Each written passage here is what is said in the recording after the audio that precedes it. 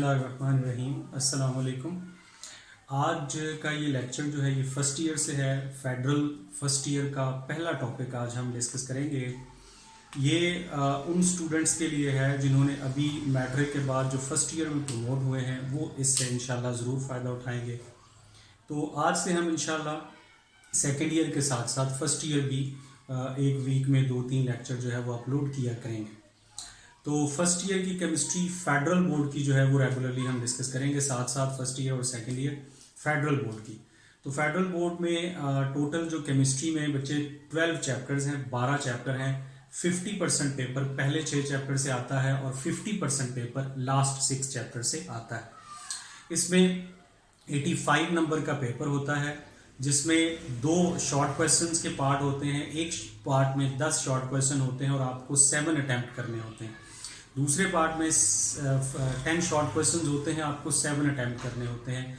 Long question आपके 3 होते हैं जिसमें से आपको 2 लॉन्ग क्वेश्चन अटैम्प्ट करने होते हैं। एक लॉन्ग क्वेश्चन के नंबर 13 होते हैं, शॉर्ट क्वेश्चन के नंबर 3 होते हैं। 17 नंबर के MCQs होते हैं। तो टोटल मिलके ये 85 मार्क्स बनते हैं। बाकी 15 नंबर सेकेंड ईयर के बाद आपका प्रैक्टिकल होता है 30 मार्क्स का, तो वो उसमें शामिल हो जाते हैं। तो 85 नंबर का प्रैक्टिकल 85 नंबर का पेपर होगा जिसमें आपका हाफ पहले 6 चैप्टर से और आप सेकंड लास्ट जो है वो 6 चैप्टर से आएगा। तो पहला चैप्टर आज से हम इंशाल्लाह स्टार्ट करेंगे।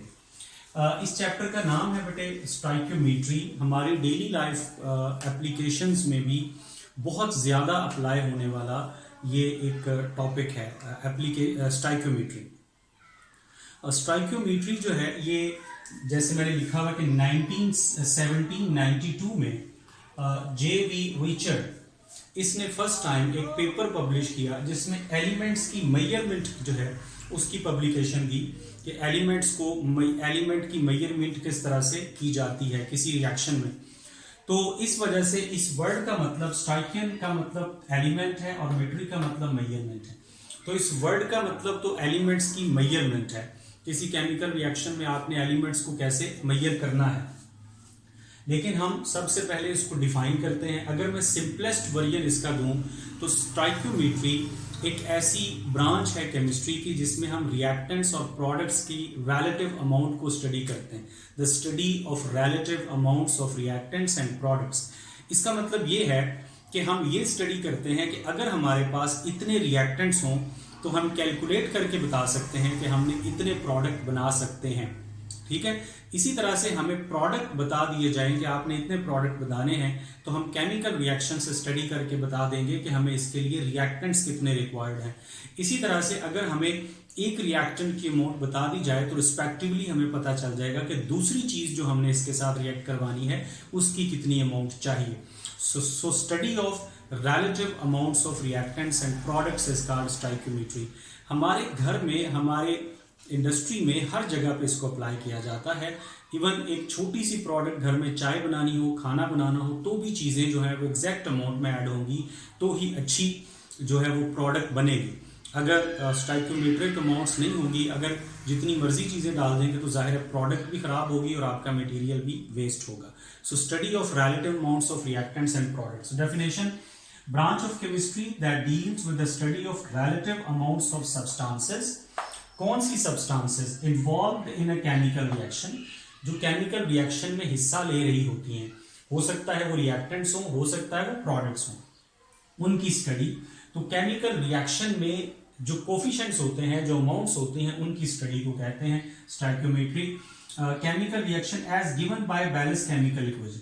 इसमें बेटे कौन सी अमाउंट्स होती हैं केमिकल रिएक्शन में, जो वो अमाउंट्स जो आपको बैलेंस केमिकल इक्वेशन देती है। बेसिकली तो वो अमाउंट्स हैं, उसके रिलेटिव आप उनको कम या ज्यादा कर सकते हैं, लेकिन with respect to your balance chemical equation. ये स्टोइकियोमेट्री।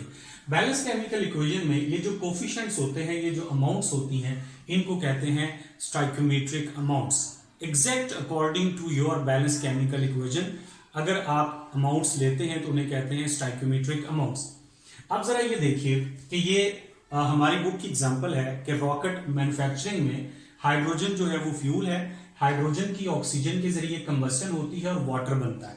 ठीक है, अब ये हमारे पास एक बैलेंस केमिकल इक्वेशन है। इस बैलेंस केमिकल इक्वेशन में ये जो कोफिशिएंट 2 है ये कोफिशिएंट बेटे इसकी अमाउंट है, इसको आप मोल भी कह सकते हैं, इसको आप मॉलिक्यूल भी कह सकते हैं, इसको आप वॉल्यूम भी कह सकते हैं इन केस ऑफ गैसेस। इसको आप मास नहीं कह सकते, ठीक है, मास के अलावा सब कुछ कह सकते हैं। तो जिसका कोफिशिएंट कुछ नहीं लिखा होता उसका कोफिशिएंट 1 होता है। सो आप कहेंगे that 2 moles of hydrogen will react with 1 mole of oxygen. तो हमें उसको पता होता है कि उसने कितना फ्यूल जो है वो यूज करना है, तो स्टोइकियोमेट्रिकली हम उसको कैलकुलेट कर सकते हैं। 2 मोल्स अगर हाइड्रोजन के होंगे, ऑक्सीजन का 1 मोल यूज होगा और वाटर के 2 मोल्स बनेंगे। इसी रिस्पेक्ट से अगर आप ऑक्सीजन के 50 मोल होंगे तो हाइड्रोजन के 100 मोल होंगे, ऑक्सीजन के 100 होंगे तो हाइड्रोजन के 200 होंगे। ये एक रिलेटिव रिलेशनशिप आ गया, रिलेटिव स्टडी आ गई अमाउंट्स की। अब होता यह है कि अगर आप इस रिएक्टेंट के, फर्ज कीजिए हाइड्रोजन के 10 मोल्स ले लेते हैं लेकिन ऑक्सीजन का 1 मोल ही है, तो बेटे हाइड्रोजन के 10 में से रिएक्शन सिर्फ 2 ने करना है, क्योंकि 1 मोल ऑक्सीजन से 2 मोल हाइड्रोजन रिएक्शन करेंगे, उसके बाद तो ऑक्सीजन खत्म हो जाएगी, तो बाकी के जो 8 मोल्स ऑफ हाइड्रोजन होंगे वो आपकी वेस्ट में चले जाएंगे। तो स्टोइकियोमेट्रिक अमाउंट्स का मतलब है exact amounts with respect to your balance chemical equation. उससे आप उसी रिलेटिव रिलेशन से आप कम ज्यादा कर सकते हैं। मतलब ये रिलेशनशिप आपके पास आ गया कि हाइड्रोजन और हाइड्रोजन ऑक्सीजन से डबल चाहिए। अब आप 50 मोल कर लें, इसको 100 कर लें, उसको 100 कर लें, इसको 2 कर लें, 500 1000 कर लें, ये आपकी एक रिलेशनशिप जो है वो आ जाएगा। दूसरी मैंने कहा इसको मॉलिक्यूल कह सकते हैं। 2 molecules of hydrogen will react with 1 molecule of oxygen to form 2 molecules of water। ये भी आप कह सकते हैं कोफिशिएंट्स को। वॉल्यूम भी कह सकते हैं। अगर आपके रिएक्टेंट्स या प्रोडक्ट सारे गैस की फॉर्म में हैं तो फिर आप इसको वॉल्यूम भी कह सकते हैं। You can say that 2 moles of hydrogen, 2 dm cube of hydrogen will react with 1 dm cube of oxygen to form 2 dm cube of water, steam। ठीक है, अब होता यह है कि ये तीनों चीजें केमिकल रिएक्शन में, इन तीनों चीजों का, वॉल्यूम का, नंबर ऑफ मोल्स का, मॉलिक्यूल का, रिएक्टेंट और प्रोडक्ट में इक्वल होना जरूरी नहीं है। अब देखें टोटल अगर मैं रिएक्टेंट के मोल्स देखूं तो वो 3 हैं, अगर मैं प्रोडक्ट के मोल्स देखूं तो वो 2 हैं। इसी तरह वॉल्यूम भी डिफरेंट है, इसी तरह मॉलिक्यूल भी डिफरेंट है। बट जो इंपॉर्टेंट चीज है वो मास है। मास आप कैसे कैलकुलेट करेंगे? आपको एटॉमिक मासेस आने चाहिए। आपको पता है कि हाइड्रोजन का एटॉमिक मास 1 होता है, यहाँ पे 2 × 2 4 हाइड्रोजन है तो 4 ग्राम। अगर मैं 2 मोल्स ऑफ हाइड्रोजन में कितने ग्राम होंगे? 4 ग्राम। ऑक्सीजन का 1 मोल है, ऑक्सीजन के 1 मोल का मास 16 मल्टीप्लाइड बाय 2 32 ग्राम होगा। सो 4 gram of hydrogen react with 32 ग्राम। ये भी तो अमाउंट है, यही तो असल अमाउंट है। ठीक है जी। और वाटर का देखिए, वाटर के 1 मॉलिक्यूल का मास 18 होता है, ऑक्सीजन का 16, हाइड्रोजन का 1 × 2 2 16 + 2 18 मल्टीप्लाइड बाय 2 2 मॉलिक्यूल का 36 हो जाएगा। So you can say that 4 gram of hydrogen will react with 32 gram of oxygen to form 36 gram of water. इस तरह से आप एक बैलेंस केमिकल इक्वेशन से अमाउंट्स का रिलेशनशिप निकाल सकते हैं with respect to mole, with respect to mass, with respect to volume, with respect to molecule. अगर हमें पूरी केमिकल इक्वेशन में से किसी एक रिएक्टेंट या किसी एक प्रोडक्ट की अमाउंट बता दी जाए तो हम बाकी सब को कैलकुलेट कर सकते हैं कि बाकी कितने यूज होंगे या बाकी कितने बनेंगे। यही चीज हमने इस चैप्टर में इंशाल्लाह सीखनी है कि किस तरह से हम इसको आगे लेके जाएंगे। अच्छा, अब दूसरी एग्जांपल देखिए। बारबेक्यू, कंबस्टन ऑफ बारबेक्यू में ये C3H8 प्रोपेन इसको कहते हैं। कंबस्टन का मतलब ऑक्सीजन के साथ रिएक्शन है, कार्बन डाइऑक्साइड और वाटर बनते हैं। ये इक्वेशन आपको दी हुई है, ठीक है। प्रोपेन प्लस ऑक्सीजन, ये बैलेंस केमिकल इक्वेशन है। बैलेंस होना बहुत जरूरी है। यहां पे देखिए मैंने आपसे कहा है कि मॉलिक्यूल, मोल्स, वॉल्यूम का रिएक्टेंट प्रोडक्ट में सेम होना जरूरी नहीं है, लेकिन जो चीज लाजमी सेम होगी वो मास है। रिएक्टेंट और प्रोडक्ट का मास सेम होगा, इसे कहते हैं law of conservation of mass. Mass can never be created not destroyed but can be change from one two another form. ये है लॉ ऑफ कंजर्वेशन ऑफ मास। तो मास, रिएक्टेंट और प्रोडक्ट का टोटल इक्वल होगा, और ये एक ही सूरत में इक्वल होगा अगर आपकी केमिकल इक्वेशन बैलेंस है तो। अगर बैलेंस नहीं होगी तो मास इक्वल नहीं होगा। अच्छा, बारबेक्यू कंबस्टन में हम प्रोपेन है, इसका कितना कोफिशिएंट है बेटे? 1 कोफिशिएंट है। ऑक्सीजन का कोफिशिएंट 5 है, कार्बन डाइऑक्साइड का कोफिशिएंट 3 है, वाटर का कोफिशिएंट 4 है। याद रखिए जब भी आप किसी ऑर्गेनिक कंपाउंड की कंबस्शन करते हैं तो ऑक्सीजन रिएक्टेंट होता है, कार्बन डाइऑक्साइड और वाटर ही प्रोडक्ट बनते हैं। अब जितने आपके इस मॉलिक्यूल में कार्बन है उतने ही मॉलिक्यूल कार्बन डाइऑक्साइड के बनते हैं। सो 3 कार्बन है, 3 कार्बन डाइऑक्साइड। जितने आपके इस मॉलिक्यूल में हाइड्रोजन है उसका हाफ वाटर मॉलिक्यूल बनते हैं, सो 4H2। बाकी आप इसको बैलेंस कीजिए, 3 2s are 6, 4, 6 + 4 10 ऑक्सीजन है। इस साइड पे आपको 10 ऑक्सीजन लेके आनी है, सो 5 से मल्टीप्लाई कर दिया। आप खुद से बैलेंस भी कर सकते हैं, बट इक्वेशन प्रोबेबली गिवन होगी या आप याद भी कर सकते हैं। हमारा मकसद है इनके कोफिशिएंट्स को स्टडी करना। तो आप क्या कहेंगे, 1 mole of propane will react with 5 mole of oxygen to form 3 moles of carbon dioxide and 4 moles of water. इसी तरह से हम कहेंगे 1 molecule of methane propane will react with 5 molecules of oxygen to form 3 molecules of carbon dioxide and 4 molecules of water.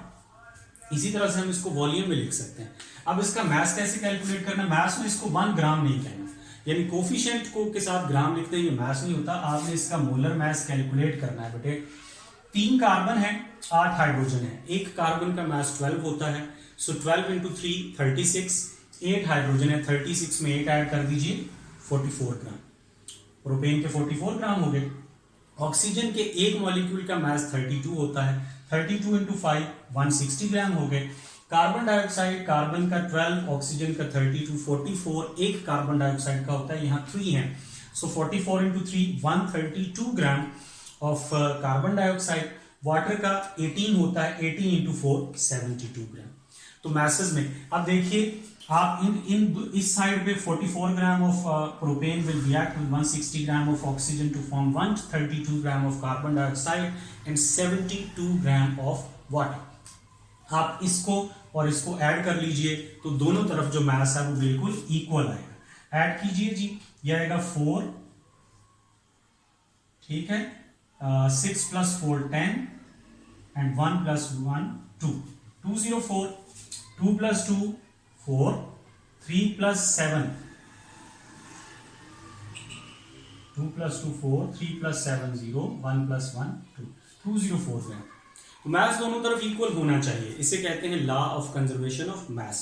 तो बेटे देखें, हम इस चैप्टर में हमें बैलेंस केमिकल इक्वेशन बता दी जाएगी। उस बैलेंस केमिकल इक्वेशन में हमने अमाउंट्स को स्टडी करना है कि कितने मोल रिएक्टेंट के होंगे, कितने मोल प्रोडक्ट के बनेंगे, कितने मॉलिक्यूल रिएक्टेंट के होंगे, कितने मॉलिक्यूल प्रोडक्ट के बनेंगे, कितना मास रिएक्टेंट का होगा, कितनी प्रोडक्ट बनेगी।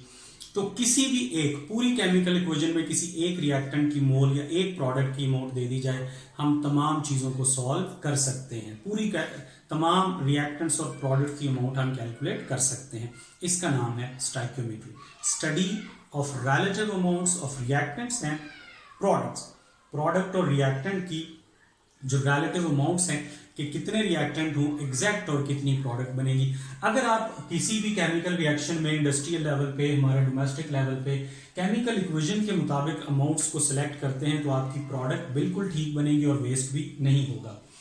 अब जब हम स्टडी कर रहे होते हैं स्टोइकियोमेट्री तो हम कुछ चीज़ें अज्यूम करते हैं ये सारी कैलकुलेशन करने के लिए, इन्हें कहते हैं assumptions of stoichiometry.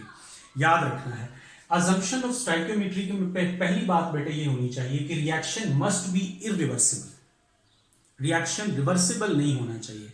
Reversible reaction में क्या होता है, रिएक्टेंट प्रोडक्ट में जाते हैं, प्रोडक्ट वापस आ जाते हैं। अब जब हम कह रहे हैं कि 2 moles of hydrogen will react with 1 mole of oxygen to form 2 moles of water, ये 2 moles ऑफ वाटर तब बनेंगे अगर ये रिएक्शन कंप्लीट होगा तो 100% प्रोडक्ट बनेगी। तो लिहाजा अगर रिएक्शन रिवर्सिबल होगा तो फिर तो प्रोडक्ट वापस आ रही है तो प्रोडक्ट 100% बनेगी नहीं, तो इसलिए हमारी कैलकुलेशन गलत हो जाएगी। रिएक्शन रिवर्सिबल नहीं होना चाहिए क्योंकि हम अज्यूम ये कर रहे होते हैं कि सारे रिएक्टेंट्स प्रोडक्ट में चेंज हो चुके हैं। So reaction must be irreversible. No side reaction should occur. बाजुकात ये होता है कि एक रिएक्शन तो आप स्टडी कर रहे हैं लेकिन उसी जगह पे आपका जो रिएक्टेंट है वो किसी और रिएक्शन में हिस्सा ले रहा होता है और कुछ उसका जो मटेरियल है वो वेस्ट हो रहा होता है। तो जाहिर है उस रिएक्शन को आप स्टडी नहीं कर रहे हैं जो साइड पे हो रहा है, आप तो स्टडी इसको कर रहे हैं लेकिन आपका मटेरियल वेस्ट हो रहा है। उससे जाहिर है इसकी सिर्फ अमाउंट पे फर्क नहीं पड़ेगा, आपकी प्रोडक्ट भी उससे कम बनेगी, प्रोडक्ट पे भी फर्क पड़ेगा। सो कोई साइड रिएक्शन नहीं होना चाहिए, जो रिएक्शन आप कर रहे हैं वही रिएक्शन होना चाहिए। All reactants must convert into products. बाजुकात ये होता है बेटे कि रिएक्शन तो रिवर्सिबल नहीं होता, लेकिन फिर भी रिएक्शन कंप्लीट नहीं हो पाता, रिएक्टेंट मुकम्मल तौर पे रिएक्शन नहीं कर पाते।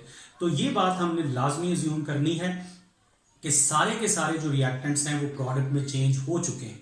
सारे रिएक्टेंट्स प्रोडक्ट में चेंज होंगे तो हम स्टोइकियोमेट्रिक कैलकुलेशन कर सकते हैं। देखें 4 ग्राम हाइड्रोजन और 32 ग्राम ऑक्सीजन से 36 ग्राम वाटर एक ही सूरत में बनेगा अगर ये कंप्लीट रिएक्शन करेंगे तो। अगर इनका रिएक्शन कंप्लीट नहीं होगा तो ये प्रोडक्ट भी कंप्लीट नहीं बनेगा। बड़ी इंपॉर्टेंट बात जो है वो ये है कि law of conservation of mass and law of definite proportion must be obeyed. दो लॉज लाजमी ओबे होने चाहिए। Law of conservation of mass मैंने आपको बताया कि रिएक्टेंट का मास और प्रोडक्ट का मास इक्वल होना चाहिए, ये एक ही सूरत में होगा। इसको आप अपने जहन में इस तरह बिठा सकते हैं कि आपकी इक्वेशन बैलेंस होनी चाहिए। जितने एटम रिएक्टेंट में है किसी सब्सटेंस के, उतने ही एटम प्रोडक्ट में होने चाहिए। देखें हाइड्रोजन के 4 एटम है, इस साइड पे भी हाइड्रोजन के 4 एटम, ऑक्सीजन के 2 एटम है, इस साइड पे भी ऑक्सीजन के 2 एटम है। एटम्स दोनों साइड पे इक्वल होंगे तो मास ऑटोमेटिकली इक्वल होगा। एटम्स इक्वल होने का मतलब है कि इक्वेशन बैलेंस होनी चाहिए। So what do you understand by the term law of conservation of मास? इसका मतलब बेटा ये है कि आपकी इक्वेशन बैलेंस होनी चाहिए, लाजमी याद रखिएगा।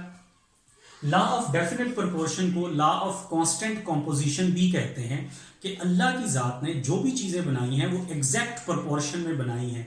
उस प्रोपोर्शन को मैं या आप चेंज नहीं कर सकते।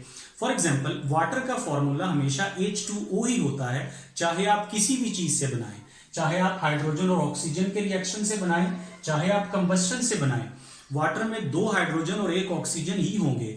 ये नहीं होगा कि आप किसी और मेथड से कोई चीज बनाएं तो उसका फॉर्मूला ही चेंज हो जाए, उसमें एटम्स की रेशो ही चेंज हो जाए। तो हर कंपाउंड में एटम्स की एक खास रेशो है, फिक्स रेशो है। उस रेशो को मैंने और आपने चेंज नहीं करना। इस बात का आसान लफ्जों में मतलब यह है कि आप अगर किसी एलिमेंट का सिंबल लिखें तो वो सही लिखें, अगर किसी कंपाउंड को लिखें तो उसका फॉर्मूला सही लिखें। अब जैसे ऑक्सीजन अगर कहीं लिखा जाता है मॉलिक्यूल तो वो O2 होता है। अगर आप सिंगल O लिखेंगे तो ये तो मॉलिक्यूल नहीं होता, गलत होगा। O3 लिखेंगे तब भी गलत है, O4 लिखेंगे तब भी गलत है। इसी तरह से हाइड्रोजन को O2 लिखेंगे, कार्बन लिखेंगे तो सिंगल कार्बन लिखेंगे, वाटर को H2O लिखेंगे, NaCl को NaCl लिखेंगे। अगर आप सोडियम क्लोराइड को NaCl2 लिख दें, Na2Cl लिख दें, गलत हो गया। सो आपने जो अल्लाह की जात ने एक फिक्स कॉम्पोजिशन बनाई हुई है एटम्स की, उसको आप चेंज नहीं कर सकते। तो दोनों बातों का law of conservation of mass and law of definite proportion का आसान लफ्जों में मतलब ये है कि ड्यूरिंग स्टोइकियोमेट्रिक स्टडी आपकी इक्वेशन बैलेंस होनी चाहिए और हर एलिमेंट और हर कंपाउंड का जो सिंबल या फॉर्मूला है वो सही लिखा होना चाहिए। अगर आप सिंबल या फॉर्मूला गलत करेंगे तो आप स्टोइकियोमेट्रिक कैलकुलेशन नहीं कर सकते। तो ये 4 assumptions मैंने आपको बता दी। फिर रिपीट कर देता हूं। रिएक्शन रिवर्सिबल नहीं होना चाहिए, साइड रिएक्शन नहीं होना चाहिए, रिएक्टेंट्स का 100% प्रोडक्ट में चेंज होना जरूरी है, law of conservation of mass and law of definite proportion लाजमी ओबे होने चाहिए। लिमिटेशन, स्टोइकियोमेट्री की कुछ लिमिटेशंस भी हैं, कुछ चीजों को ये स्टडी नहीं कर सकती। हम इसमें सिर्फ ये स्टडी करते हैं कि इतने रिएक्टेंट होंगे, इतने प्रोडक्ट बनेंगे, यानी अमाउंट्स को क्वांटिटीज को स्टडी करते हैं, ठीक है। हम इसमें ये नहीं बता सकते कि रेट ऑफ रिएक्शन क्या है। रेट ऑफ रिएक्शन से हमारा मतलब रिएक्शन की स्पीड है, यानी स्टोइकियोमेट्री आपको ये नहीं बता सकती कि ये रिएक्टेंट्स रिएक्शन करके कितनी देर में वाटर बनाएंगे, कितना टाइम लगेगा, change in concentration per unit time, यानी कितने टाइम में कितनी प्रोडक्ट बनेगी। ये आप स्टोइकियोमेट्री से नहीं, ये तो जरूर बताएंगे कि इतनी अमाउंट होगी तो इतनी अमाउंट बनेगी, लेकिन उस अमाउंट के बनने में टाइम कितना लगेगा ये स्टोइकियोमेट्री आपको नहीं बताएगी। Rate of reaction, rate word जहां पे आ जाए समझ लीजिए किसी चीज का with respect to time change होना। Rate of change of displacement, velocity, rate of change of velocity, acceleration, rate of change of concentration. इसका मतलब है rate of change of concentration का मतलब है change in concentration per unit time, इसको कहते हैं रेट ऑफ रिएक्शन। दूसरी चीज जो ये नहीं बताती condition of reaction.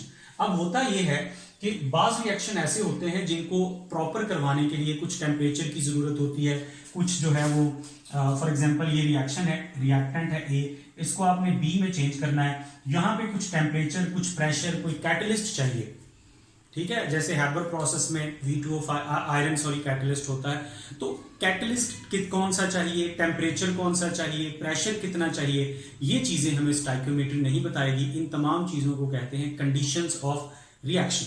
So reaction की कंडीशन के बारे में हमें नहीं बता सकती और रिएक्शन के रेट के बारे में हमें नहीं बता सकती। ये इसके assumptions हैं, ये इसकी लिमिटेशंस हैं, ये इसकी 2 एग्जांपल्स हैं और ये इसकी डेफिनेशन है।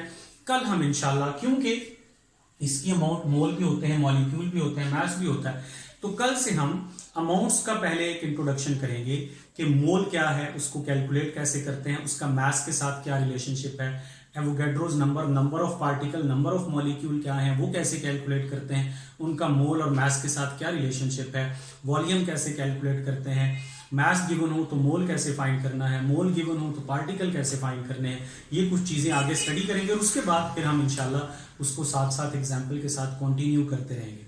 इस चैप्टर में टोटल 10 एग्जाम्पल्स हैं, न्यूमेरिकल हैं, कोई छोटे छोटे सेल्फ चेक एक्सरसाइज हैं, 2-3 न्यूमेरिकल एक्सरसाइज में है। प्रॉबेबली इसमें से अगर कोई क्वेश्चन लॉन्ग में आता है तो वो कोई न्यूमेरिकल ही होता है, लेकिन जाहिर है इक्वेशन उसमें प्रॉबेबली दी होती है। कुछ क्वेश्चन ऐसे भी हैं जिनमें इक्वेशन नहीं दी हुई, तो जहाँ पे इक्वेशन नहीं दी हुई वहाँ पे आपको याद करनी है। सबसे इंपॉर्टेंट बात यह है कि आपको इस चैप्टर में आने वाले जितने भी एलिमेंट्स हैं, जितने भी एटम्स हैं, उनके एटॉमिक मासेस साथ साथ याद करते जाना है। कोशिश करूंगा मैं कि मैं आपको कुछ लिख दूं, लेकिन जिसका भी, अगर जाहिर है हमने एटॉमिक मास ही से तो सारा फाइंड करना है, तो एटॉमिक मासेस आपको याद होनी चाहिए, साथ साथ उनको नोट करते जाइएगा। ठीक है जी, अल्लाह हाफिज।